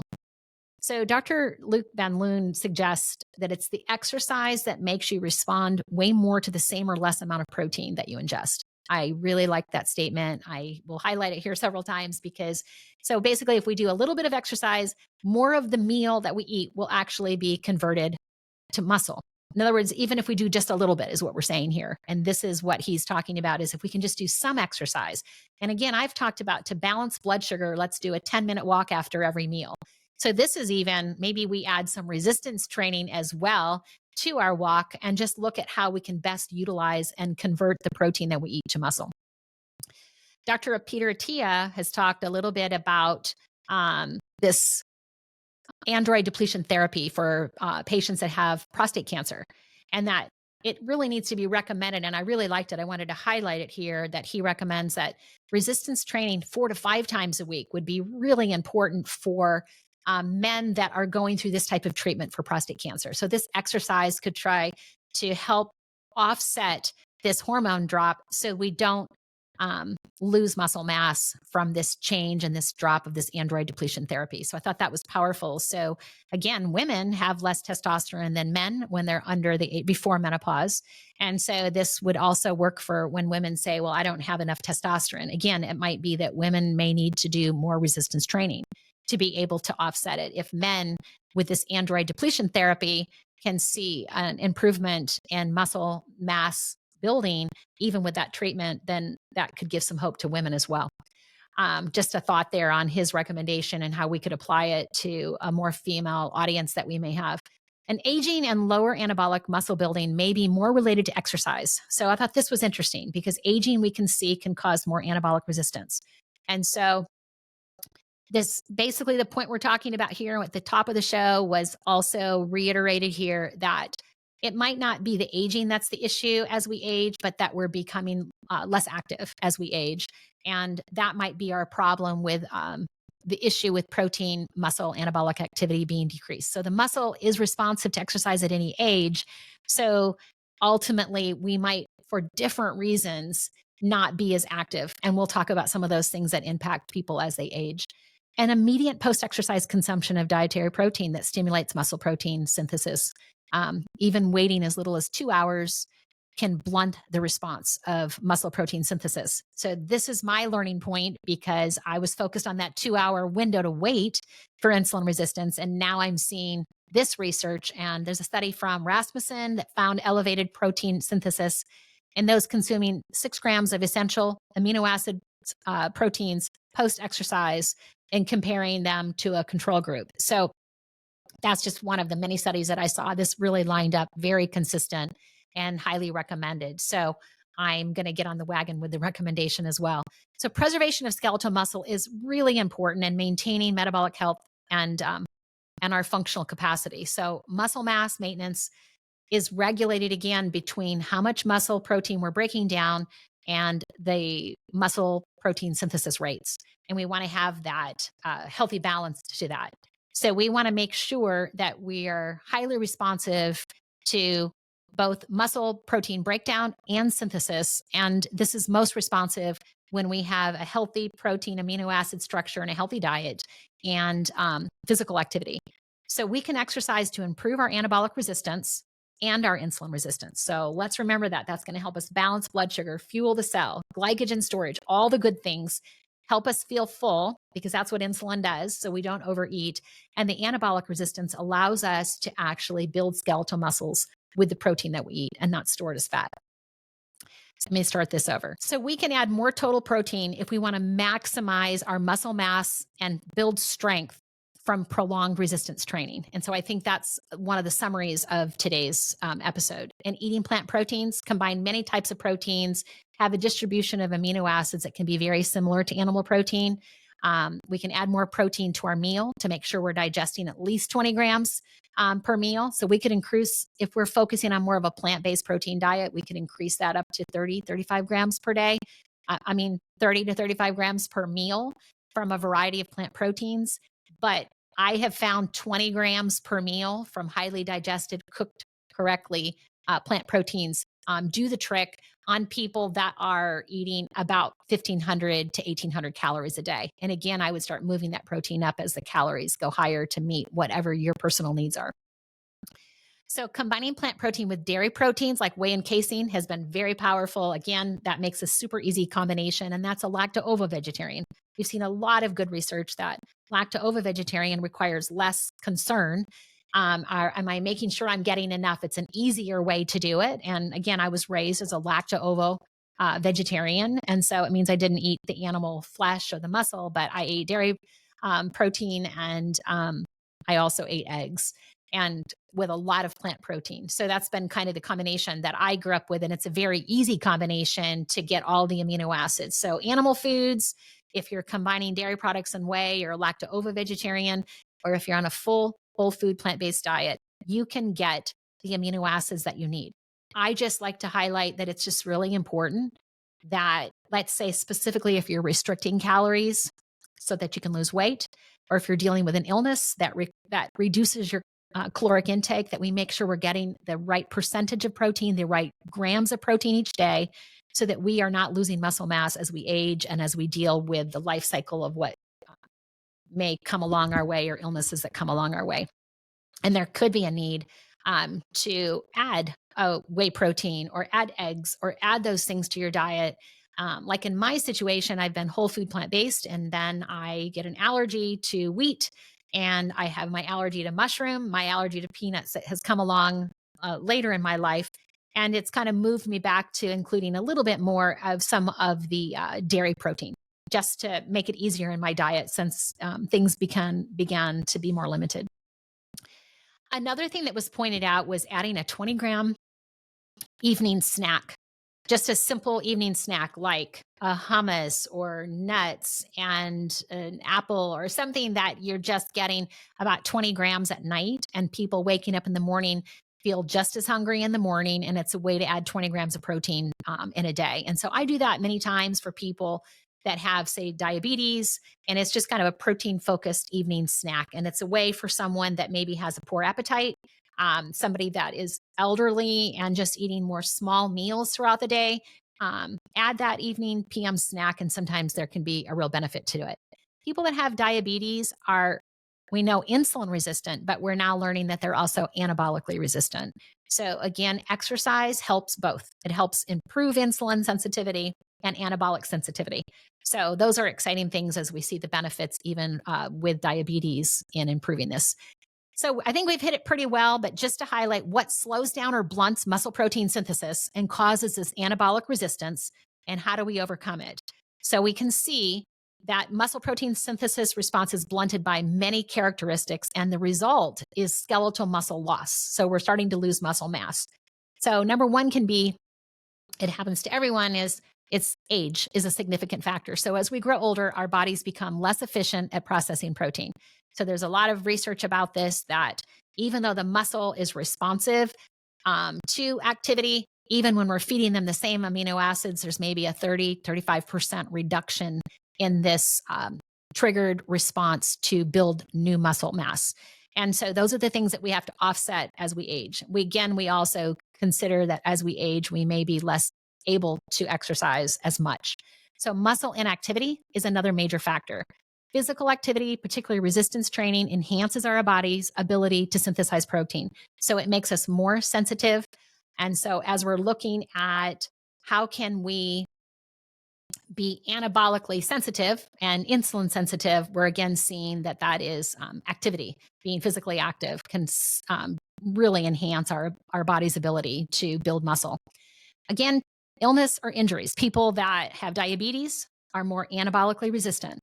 Those who are hospitalized and may be undergoing a hip replacement surgery, or they require bed rest, or someone that had COVID or lung issues, breathing issues that limits their ability to move as much. Prostate cancer, again, patients receiving this androgen deprivation therapy. These are all people at risk for reduced protein synthesis. So we want to highlight some of these conditions. And again, there's a 35% anabolic resistance in just 1 week of being inactive. So just 1 week of being sick, even if you're younger, there were studies where they would immobilize a younger person's leg, not just someone that was older, and continue to keep the same amount of protein. And they would see a 35% difference between the leg that was immobilized and the leg that was not mobilized. So not immobilized. So again, in 1 week, we can see this 35% anabolic resistance, meaning muscle loss and not building muscle efficiently. So being active is the key. It's the main determinant. So this suggests again that being physically active might be the main determinant of anabolic resistance, and on aging individuals as well. And within individuals that have these different illnesses, anything that we can do to get people more physically active is really key here. And that's really a big take home message. So building muscle mass has a lot to do with physical activity, as well as this pool of amino acids that we need to make sure that we have available to our body, getting the right amount of protein, the quality of protein, and every single plate, making sure it's on there. And again, remember, protein that comes with fiber, we get the bonus. We get the bonus benefits of the fiber. So I'm a fan of plant-based proteins as much as possible. The challenge, however, can be very difficult for older people to do some of these training loads. So what we've learned is their muscle is still responsive to the movement and training, but their bodies might not be able to sustain it. So the good news is, again, if you don't start exercising when you're 40, and you don't start until you're 70, your muscles will still respond even in your 80s.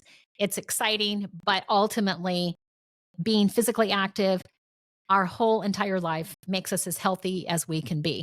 And this is anabolic resistance that can be overcome with physical activity.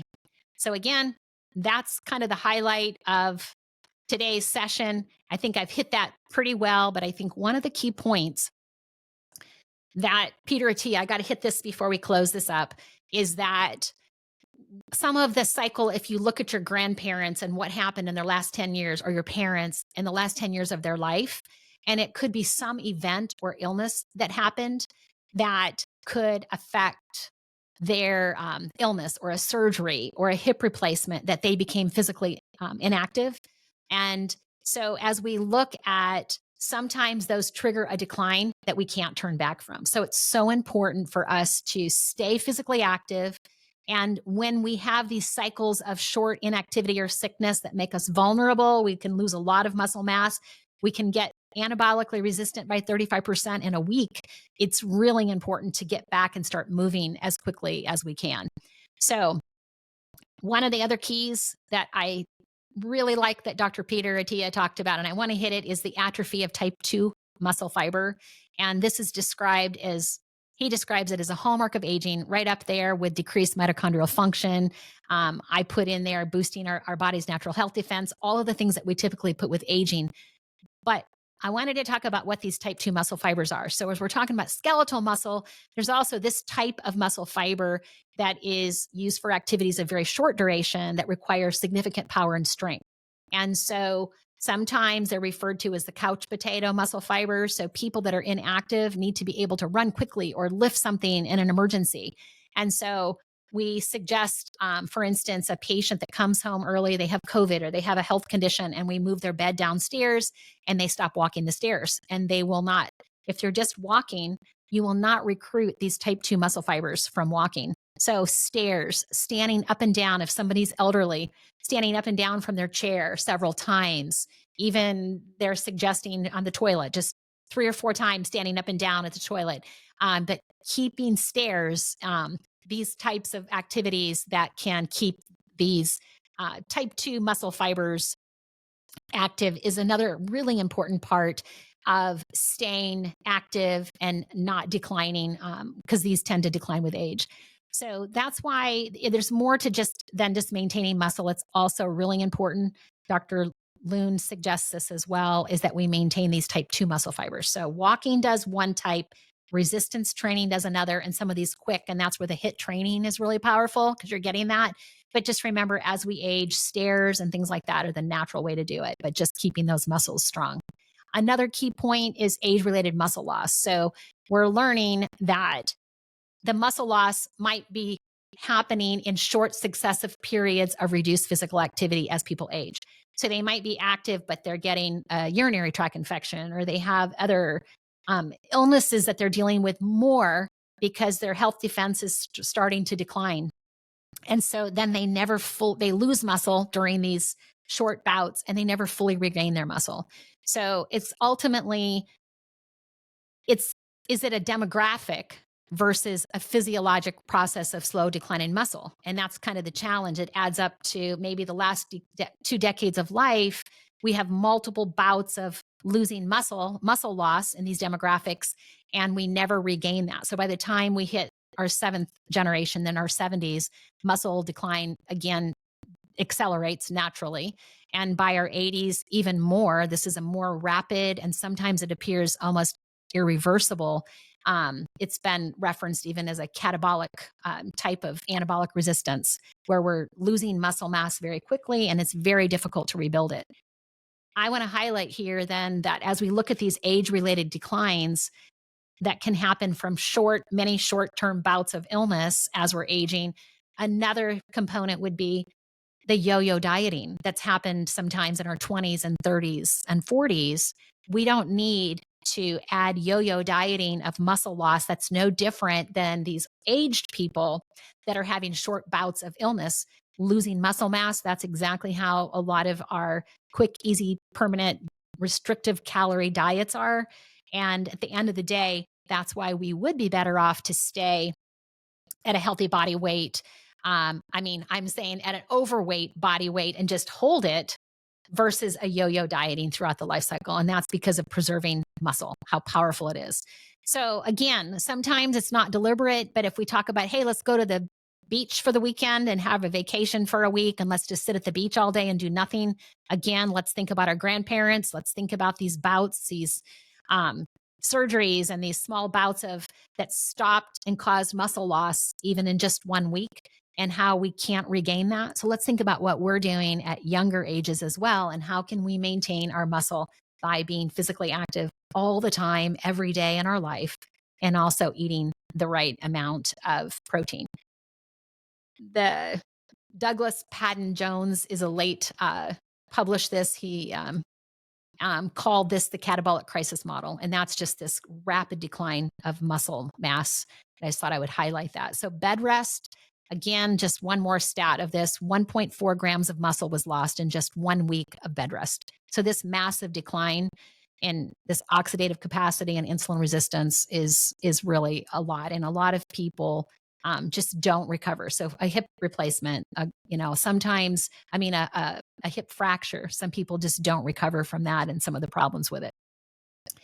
So I think I've hit plant versus animal derived proteins and reducing the anabolic response, but I just want to make sure that we highlight that it's important if we're looking to boost our anabolic response and we're going to do more plant versus animal derived protein, then we can compensate that for a greater amount of plant-derived protein. Maybe we move up to 25, 30 grams of protein at a meal.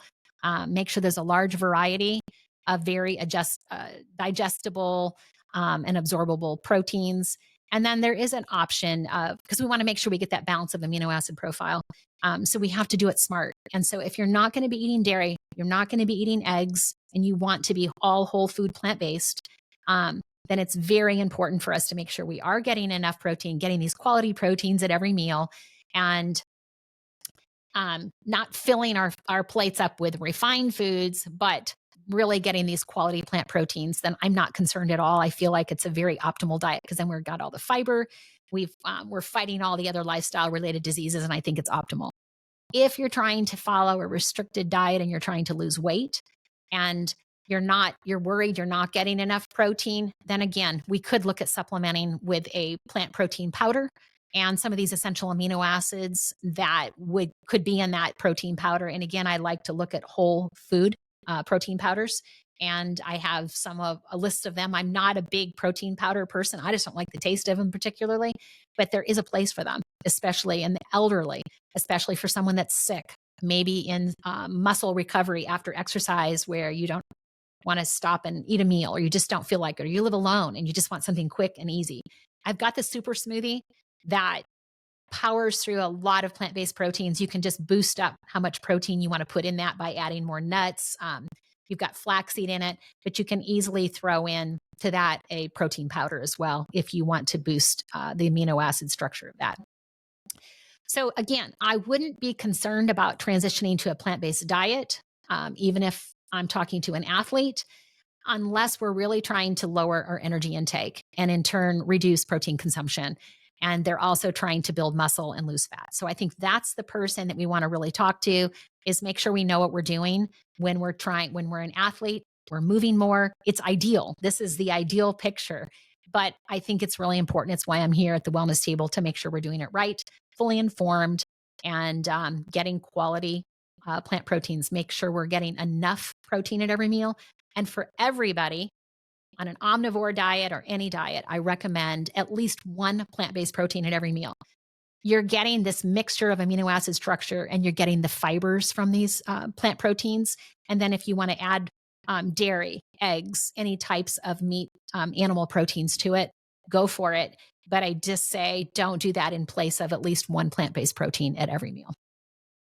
So in summary, let's remember from this episode that it's easy to lose muscle and it's really tough to build it back. And so muscle mass is really, I started out with protein, and I'm coming back to all of the research. I was really quite amazed at that kind of became the message, like, wow, we can really quickly lose muscle even in a 1 week sickness or a 1 week vacation on the beach if we're not moving as much. And then what happens as we age and we might have a limited ability, a bad knee or some kind of injury or anything or illness that prevents us from exercising. So how important it is for us to stay active throughout the life cycle and maintain our muscle mass, and make sure that we prevent this catabolic crisis or this anabolic resistance as we age and throughout, like if we have diabetes, things like that. It's so important to get the right amount of protein. And I'm saying that from the research and what I recommend, I'm going with the 20 grams of protein as a minimum per meal and at least one plant-based protein, and to exercise every day. some form of exercise, a walk, and remember the stairs and the type 2 muscle fibers as well. So if you're doing HIIT training, some cardio, if you're doing any type of quick action movement as well as walking is really powerful as we age. So the 20 grams is a minimum amount of protein. It's going to keep you full. It's going to give you the amino acids that you need. Make sure it's a variety. If it's plant proteins, at least one plant protein and different animal foods combined, however you want to do it, whatever works for you. But just remember that if we increase this even to 30 grams of protein to make sure we're getting the right mix, this is going to be really optimal for muscle protein synthesis. So I'm good in that 20 to 30 grams if you're eating 2,000 calories or less. If you need to eat more calories, if you're muscle building and you're that super bodybuilder, then the recommendation even moves up to 40 grams of protein in a meal. And I just think it's hard to eat that. So I tend to start moving to smoothies and things like that to supplement, or an evening snack to be able to get that much protein without just eating high amounts of animal protein. So I think that's kind of our highlight, is that, again, milk and eggs are considered ideal proteins. It's very important. They're very digestible. And so we want to make sure we're getting at least 20 grams absorbed and digested each meal. So that's why we kind of are shooting for even up to 30 grams of protein. Again, higher than what I have done historically. I have had great success with the 20 grams, but again, remember that was on about 1,800 to 2,000 calories. So what we're hearing here is that it's important for us to get the right amino acid structure. It's important for us to stimulate and not become anabolic resistant. We want to not be insulin resistant. And so as we go through these discussions, I just think it's super important for us to remember that let's don't just look at the percentage of protein, but let's make sure that we're getting the total grams of protein that we need each day for our body. Peter Attia is saying pushing closer to 1.6 grams per kilogram per day, and even closer to 2 grams per kilogram per day. And Dr. Loon agreed with these numbers for the super bodybuilder athlete. I think I'm favoring in that the recreational athlete, which is what I would call somebody in my wellness program. And I can see definitely including 1.2 to 1.5, even that 1.6. I have no problem with that coming from protein, especially if you feel better with it. So you can see how you feel, but I'm a big advocate of plant-based protein as the ideal protein, in my opinion. So to wrap this up, I need to let you go, but I said lots of exciting topics, and I hope that you've enjoyed the episode today and we have a better understanding of what your body's protein needs are, what types of proteins we can consume, what are the amino acids that can stimulate muscle protein synthesis, and also looking at the importance of building muscle mass and maintaining it, decreasing body fat, and also including building these type 2 muscle fibers for a quick response exercise. So this is what we need throughout our life cycle. And we want to make sure if we have an illness that we quickly jump back and really focus on rebuilding the muscle. So again, yo-yo dieting, that's my problem with it, is don't look at how much you weigh, look at your body composition. Let's build muscle and reduce body fat. That's our goal, and be as healthy as we can be today. So muscle mass has a significant impact on your health and well-being. And again, when we're yo-yo dieting, when we're restricting calories, we're losing body weight, we can also be losing muscle mass. So finding that fine line between, if we want to lose weight in restricting calories but keeping enough protein, is adding a little bit more protein to the diet. Again, it will help us be full, and that's that fine line of what I recommend. So as we age, remember that we're shifting from we're starting to lose more muscle and replacing it with fat. And so we want to hit our 70s and 80s strong. So don't do the yo-yo dieting when we're young. Let's make sure we're staying physically active in every decade of life, and that our muscles, I love this, remember that our muscles will continue to respond as long as we move them, even when we're 100 plus. That's the good news. So remember, it's not just about the quantity of protein, it's the quality, it's the timing. And now we're learning it's about staying active every day, walking, resistance training, and keeping our muscles mass strong as we age, and muscle mass built as we age. So thanks for joining me today at the Wellness Table. Remember to grab your wellness score to see how your diet and wellness habits score, and identify in that in the wellness habit score the 10 foods and healthy habits that will heal your body And again, this is how you'll know if you're getting enough of the protein, the right proteins.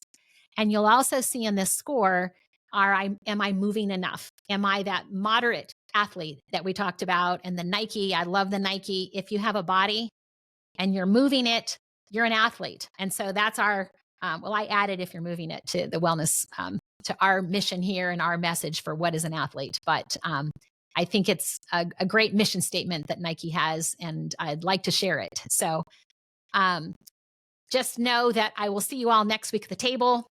And until next then, stay healthy, stay informed. And wellness members, I just want you to know I have more for you in our bonus exclusive content for actionable insights for this week as you're creating your wellness routine and meal plans to live your best life. So hold on and you'll see a continuation. And for the rest of you, I'll see you next week at the wellness table.